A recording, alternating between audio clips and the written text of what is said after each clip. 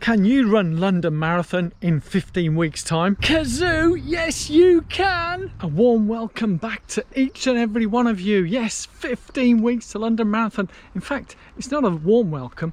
I'm here at Worcester Racecourse and it is nice and hot. Yes, 15 weeks to London Marathon. And it's amazing that so many of you left some wonderful comments on my 16-week video. I didn't realise so many of you will be running London Marathon with me this year, which is fantastic. And for those of you running other autumn marathons, I'd love to hear from you. And if you're not running any marathon or feeling a bit left out, that's okay. Let's have a sit down and carry on the conversation. Indeed, carrying on the conversation. And speaking of conversations, last week a lot of you left some wonderful heartfelt comments. Yeah, I had one of those moments where last week before one of my morning runs, I was just overwhelmed with emotion and thoughts, you know, things triggering and anniversaries and why I'm running London Marathon. It all sort of came at once and I just cried and cried and cried. And I didn't feel comfortable posting that video. I mean, I just videoed literally as I was calming down, and it was the last little bit before I did go for my run. But I really do appreciate everybody's kind and heartfelt support, because we're all in this together, so to speak, whether we're running London Marathon or not, or Berlin, Chicago, New York, it doesn't really matter. What matters is that I know that a lot of you guys are all in on the same boat. It's not all buttercups and rainbows when we do the running, and it's not just about the running. There's so many more things that go on with our daily lives, and yeah, just thank you for that. Thank you so much. 15 weeks, yes, you've completed the first week's training, or if you've done some more weeks, then fantastic. But how do you feel after the first week? Leave it in the comments below. Hopefully you're feeling good, whether the nerves and excitement are still there. We've got a lot to deal with over the next 15 weeks, and I'm just going to go through some additional basics, adding on to my 3-day plan that I was talking about last week for beginners, which a lot of you commented, oh, should we do a park run? Am I okay doing a park run on a Saturday, long run on a Sunday, doing 4 days, 5 days, all that types of stuff. I'm just going to go through a few things, and I've made some notes. Yeah. I know some of you may think that I literally just bat off the ad-lib everything and just make it up as I go along. There is some method in my madness, so whilst everything is coming up from here, I don't have a scripted auto cue, which a lot of YouTube channels do. Mine is just bullet points, and then I discuss around the bullet points. Makes sense? As I blow off the flies. I think on the Friday fundamentals I was half eaten alive near one of the things, so hopefully I won't get eaten too much here. Oh, the things we do for content on YouTube, eh? So let's crack on with some of the things I was doing as my first 16-week training plan, in addition to the 3 days of running. When I said the 3 days of running, I know it's the wrong time of year, but I almost sprung into on the 3 days of running my true love sent to me. Yeah, I know. Thoughts that go through our heads, eh? I know, we're a long way from Christmas. But the things I was doing in addition to, so as I mentioned, Tuesday, Thursday, Saturday or Sunday, it was me long runs. That's the only running that I did do. I did do other things in addition to that, and you'll see on your plans, people talk about strength and conditioning or yoga or spin classes or whatever, anything to help keeping our body moving. But the things that I done, and based on where I was, personal circumstances, family, work and so on, this is the few things that I used to do. And there was, I would say, 3 additional things that I used to do on top of the 3 days of running, 3 forms of exercise. And then I'll talk, after I've gone through this, I'll mention some events that you might want to do as part of your training in the build-up, but it'll probably be in your training plan anyway. Yeah, so let's crack on with those 3 little extras that I used to do. So where should we begin with the 3 days? Well, I like Mondays is like the beginning of the week for me. So the Monday for me after the long run was a rest day, as in no running day. But what I did do of a Monday evening or after work was a yoga class. And some people might say that helps as part, or is part of sort of strength and conditioning.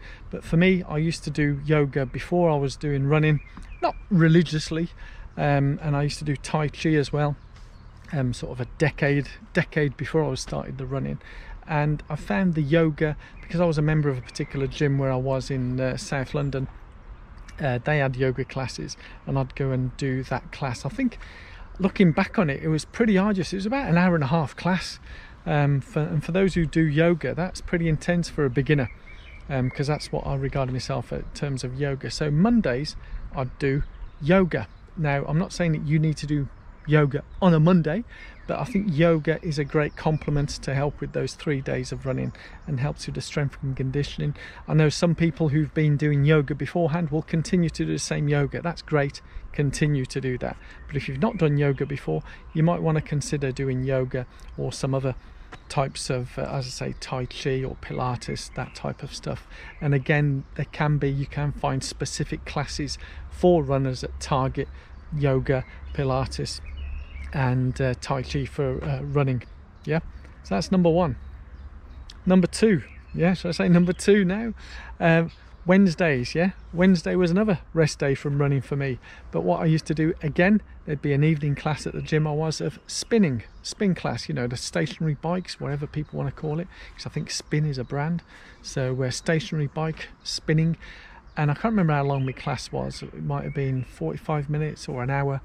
But that's a perfect way for me to get me sweat up without smashing my joints in terms of pounding on the roads. So I found it a great release in terms of just getting my heart rate up. And again, it was something that I used to do before the running. So I used to do spin classes. Again, it would have been probably 4 or 5 years before I'd done that, because I had a period where I used to do spin classes and then I stopped. But you know, with my job moving around different locations, finding gyms and things that would do that were a bit not straightforward for me. But if you can get to a spin class, again, for me it was Wednesday. You don't have to do it on a Wednesday. You could do it on a Saturday or a Sunday morning, whatever suits you. Yeah, I found spin classes really good. Now, number three, I found this almost quite crucial. Now, some of you may be thinking, oh, Friday was a rest day from running, so I'll be doing something on Friday. No, what I was doing, and this was daily Monday to Friday, and you might have worked out if it's Monday to Friday it fitted in with my work, is I would walk to work. And so for me, from where I was at the time, yeah, in terms of where I was working and where I was staying at the time, it was about 30-35 minute walk each way to work. And then some weekends on Saturday I might do a bit of a walk, an hour or so, but not much. But again, what I used to do in some other places where I didn't have a walk into work, I'd go out of a lunchtime for a walk, just to get the old constitution going, so to speak, and I guess that helped in some way. Some people, you might hear the word, and again, if you're beginners, no need to Google this or whatever, but there's words that we see in terms of active recovery, where people do what they call recovery runs. And walking is seen as an active recovery as well. So it just helps keeping the body going, and that's what I done personal to me. I'm not recommending it, but it might be some things that you want to consider. So those are the three things: yoga, spin class, walking. Yeah. Now there's some other things you might want to consider, and I'll talk about adding things into your runs or maybe not adding. One of the most common things I've been seeing in various forums and so on, and also questions that came directly from that 16-week video, was about parkruns on Saturday. Some of you may be avid parkrunners and you love doing your parkrun every Saturday morning, which is fantastic. And there's nothing wrong continuing to do that. If it's on your plan and it says to do that, then fine, go with it. But here's my caveat. Yeah. Now for me, when I do a parkrun, I tend to go out pretty fast, yeah, and if it's on my plan to do a fast 5k, that's what I'll do. I'll go along to a parkrun because it's the best way of meeting up with other people, joining in and having a go, and get an official time as well for the actual run. So my caveat is, if you're going to do a parkrun and you've got one long run at the weekend and your plan doesn't say doing a parkrun and you're desperate to do that parkrun, then maybe combine it with your long run and do it on the Saturday. Yeah, so you can do however many minutes, hours beforehand, do your parkrun and then continue to finish, or you finish at your parkrun. or what some people do is use the parkrun as a the beginning part of the long run, and then continue off and do however many, an hour, 2 hours of your long run, or 3 hours. And that would be my caveat in there. But if you're going to race it and go eyes out, balls out, I wouldn't recommend that, and definitely not as part of an easy long run.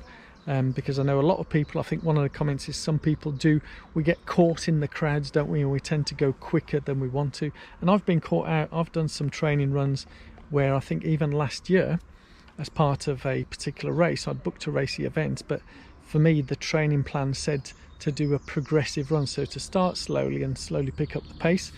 I was disciplined enough to do that and managed to do that, but even times I'd get caught in with other people and you want to race them. And whilst I appreciate a parkrun is not a race, we do get caught in, we get competitive, don't we? And so that would be my caveat with the parkrun. Use it as part of your long run if you're desperate to do your parkruns. But for me personally, I didn't even know what a parkrun was when I started running and when I was training for my marathon. My first parkrun was when was it? June. So it was about 2 or 3 months after I'd finished my first marathon. I didn't even know what a parkrun is. I know, harsh, isn't it? But yeah, that would be my little add-on to that. So what things do we want to add into the plan or look at now's the time to start planning for it, that can help us as part of that training, because we are 15 weeks out. Let's get into that. Right, what do we want to be getting into now and booking and planning? As you may guess, because it involves the word booking, planning, I'm talking about other events that you want to take part in as part of your training. If you look through your 16-week plan, whether it's a beginner or non-beginner, there'll be something in there where you'll see book a half marathon, or maybe a 10k, or do a timed parkrun, which I've already discussed about the parkrun bit. If you've got as part of your plan doing that, but the half marathon, and normally it's 4 to 6 weeks out from actual race day. Now for me personally, I will be doing the Worcester City run because I'm here in Worcester. So I'll be booking a place with the Worcester Half Marathon. There is a 10k the same day, but the plan is to run the half marathon. I haven't decided what strategy I'll have in terms of whether I'll race it or whether I'll pace it at a certain pace, but I'll book that in, and your training plan will say that. So it's a great confidence booster, especially as a beginner, that you can actually run the 13.1 miles. Whilst I appreciate it's half the marathon distance, it really does help in terms of preparation. And for me, I got a bit over enthusiastic and booked loads and loads of half marathons and raced them all, and it really didn't go nicely at all. So for me, it's important that for my lessons learned is just having the one helps. Again, whether you race it or not, that determines whether you want to do any more, but certainly don't book multiple half marathons every weekend, unless you're doing it as part of your long run and you're doing it easy. Remember, going back to when you're surrounded with other people, you might get a bit competitive, which leads me on to one of the good reasons to book an event, especially a big city one like here in Worcester. I don't know how many thousands will be here, but London Marathon, stating the obvious here, you will be with thousands of runners all around you, and for some people it can be quite intimidating. And I've spoken to a number of people over the years where we're in some events and I'm chatting with them as I'm running along. If you've looked at my race videos, you will see that I do like having a chat with people, and a lot of people comment that they were surprised how close people are to them, and that can be quite intimidating if you're used to training on your own with no runners around you. Suddenly being thrown into a pit, shall we say, of thousands of people around you and you're all crammed up, it can be a bit intimidating. So doing one of these half marathons, whether it be a big city one or not, where you've got couple of thousand people, there are some massive ones where you've got tens of thousands of runners, but I don't think that we have any of those in this summer or September, or late August, early September, because remember, it's got to be 4 to 6 weeks out. I wouldn't recommend doing a half marathon weeks before the actual marathon, because it's going to tire us out, and we want to get to the start fresh, healthy, and ready to race. Yeah, makes sense. So have a look at doing that. If you are in the area, then yeah, I would recommend booking the Worcester City Half Marathon. I think it's the 2nd or 4th of September. It is literally 4 weeks before, so it would allow my body enough time to recover if I decide to race it hard, or if I'm doing it as part of a pacing, then it'll fit in well with my training. Does that make sense? So I think I've covered off.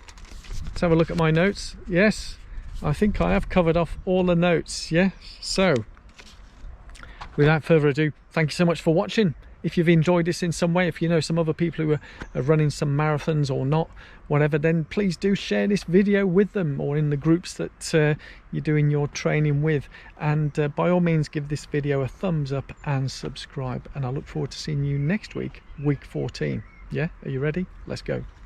Bye, bye, bye.